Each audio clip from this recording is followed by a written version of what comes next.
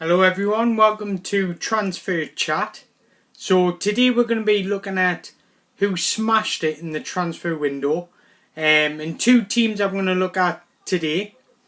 First team, we're going to break down how Atletico Madrid replaced their stars from the past 5 years. So outgoings, we're seeing Antoine Griezmann obviously make his dream move to Barcelona, but they brought in a suitable replacement in João Felix. Now, if you don't know João Felix by now, then you're not a football fan. He obviously kick-started his career at Benfica, burst onto the scene, and he was outstanding, smashing all records in the Liga NOS, and since he's transferred to Atletico, he hasn't looked back either. So as we all know, they sold Griezmann for 126 million, spent 131 million on João Felix, but he looks like an absolute formidable player, a suitable replacement for Griezmann, and I don't think Atletico will be too bothered about losing Griezmann. Llorente, so they bought in Llorente from Real Madrid, which is surprisingly as well. I think they spent roughly on the region of 35 million, give or take a couple of million either way.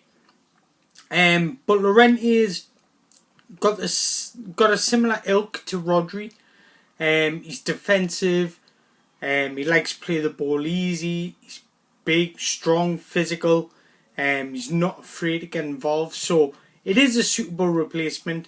A like-for-like replacement to Rodri. Masso, who's a big, strong, physical centre-half. He's a lot younger than Godin. Godin's obviously 33 years old.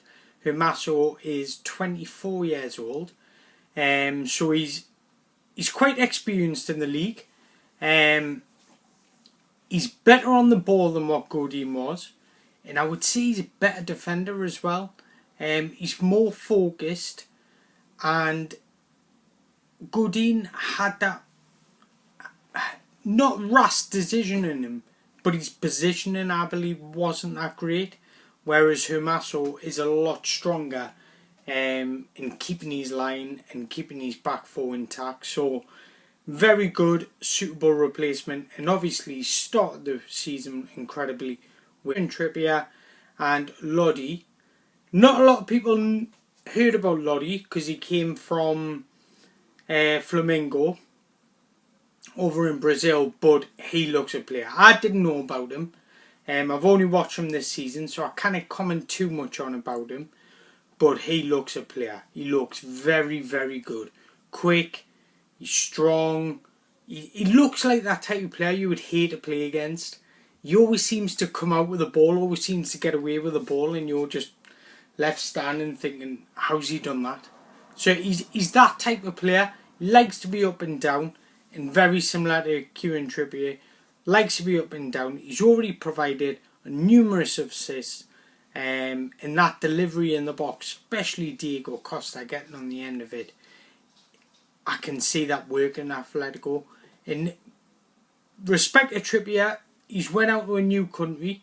He looks like a typical Englishman, so you would never put him in a new country. But he's went out there, he's adapted to the culture well, and he looks like he's settling in. Good luck to the lad. I hope he does well.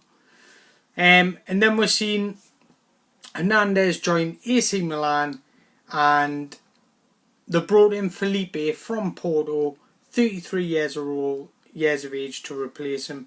I think they just done that because he was a free transfer and because he's got a lot of experience. He's played in European competitions.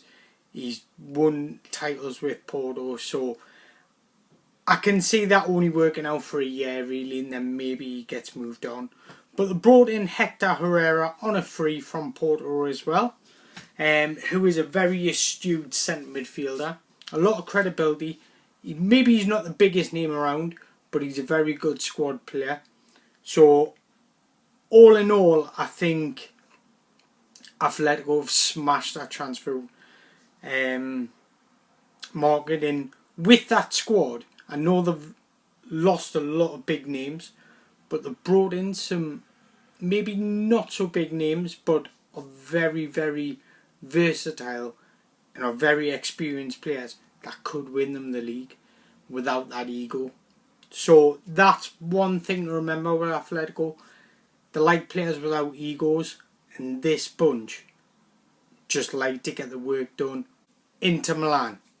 So Inter Milan brought in Lukaku for a fee of 58.5 million from Man United, and from the day Lukaku burst on the scene at Chelsea, I loved him. I said he has got everything. He's big, strong, physical.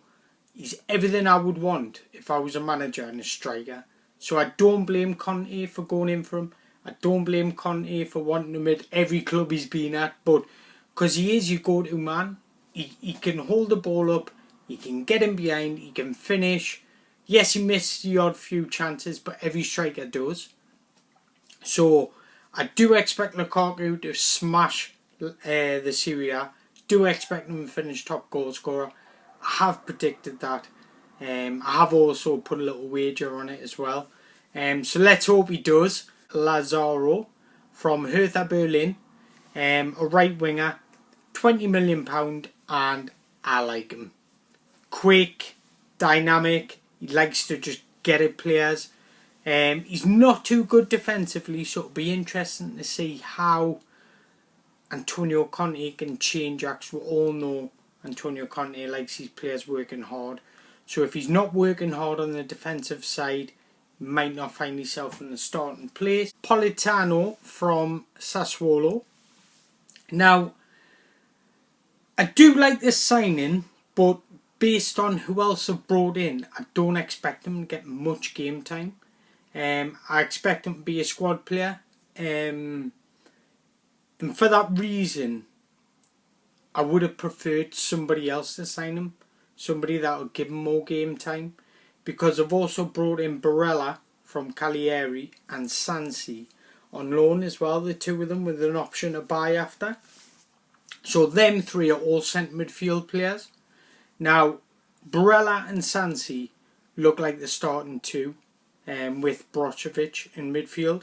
So Politano,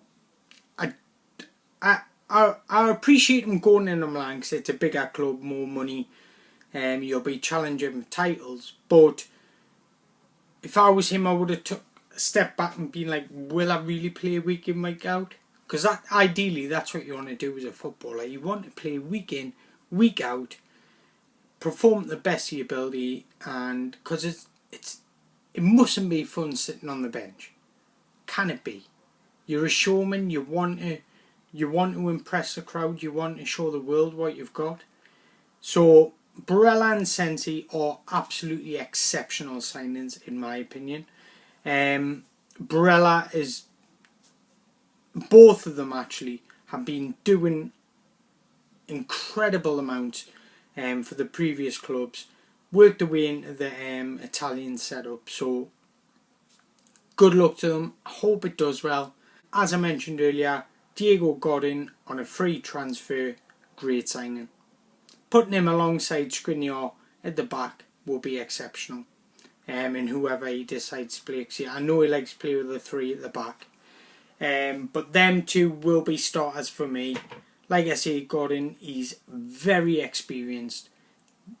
He's got the know-how to win titles, win trophies, reach finals, and that's exactly what Antonio wants. So he's getting a good blend of mix of experience and youth into the side, which is great. Alexis Sanchez from Man United on loan. I don't know what I make of this, because obviously Sanchez played the best football of his career at Udinese in the Serie A. Now, it's difficult when you've had a difficult time at a club just to switch your mentality, because yes, football is about ability, but it's also about your mindset as well. And will Sanchez be able to just turn it off like that and on?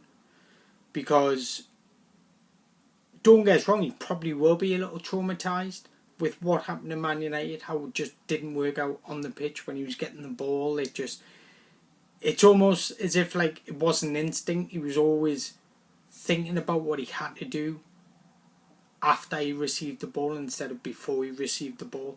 So it'll be interesting to see if he can turn that back around. I really hope he does, because I'm a type of guy that just wants the best for everybody. So you'll probably never hear us saying a bad word about anybody, to be honest. But good luck to everybody that have made transfers.